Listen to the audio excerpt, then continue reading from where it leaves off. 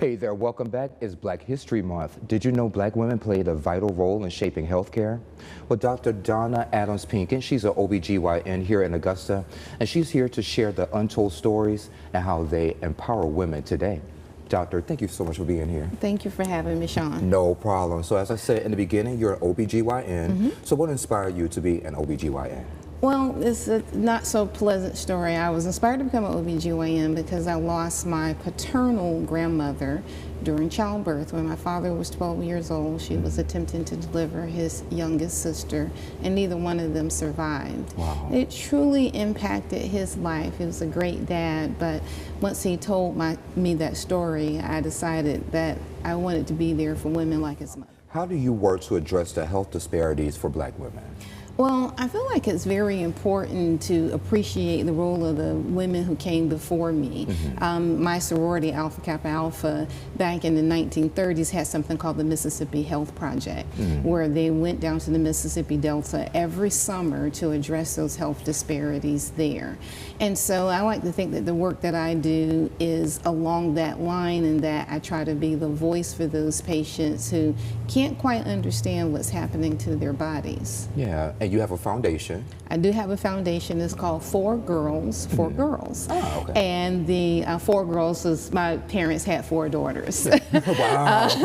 So, how was that, having 4 daughters in one house? It was fun. It Okay. was very, but you know, the purpose of the foundation is to provide health care education for women and girls in underserved communities. So we do reproductive health classes, classes on menopause care, classes on aging and just getting ready for pregnancy.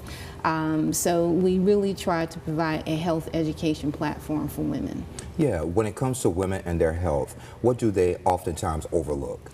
We tend to overlook ourselves completely.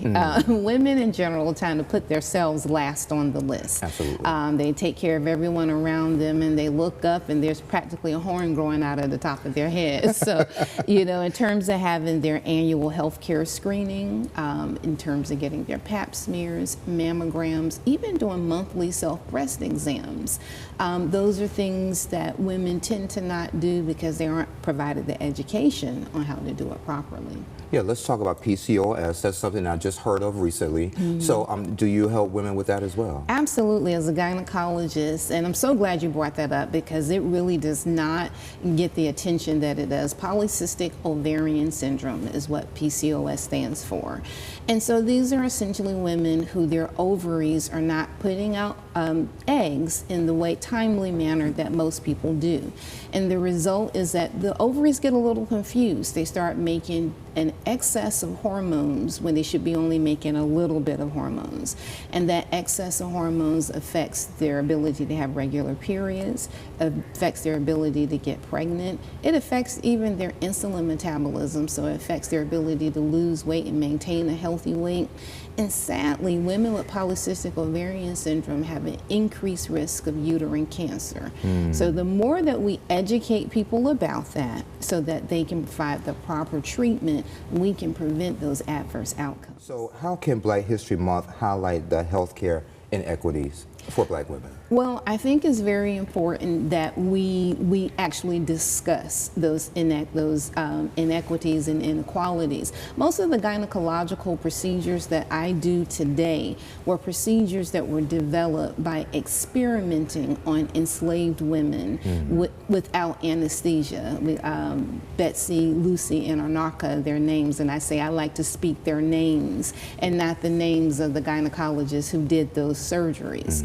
And so I like to just tell individuals today that those women sacrificed their lives so that we could be healthy now. So let's make sure that they didn't sacrifice their lives in vain. If folks want to check you out to be a provider, how can folks find you? They can find me at AugustaWomen'sHealth.com. That's my office, Augusta Women's Health and Wellness Center.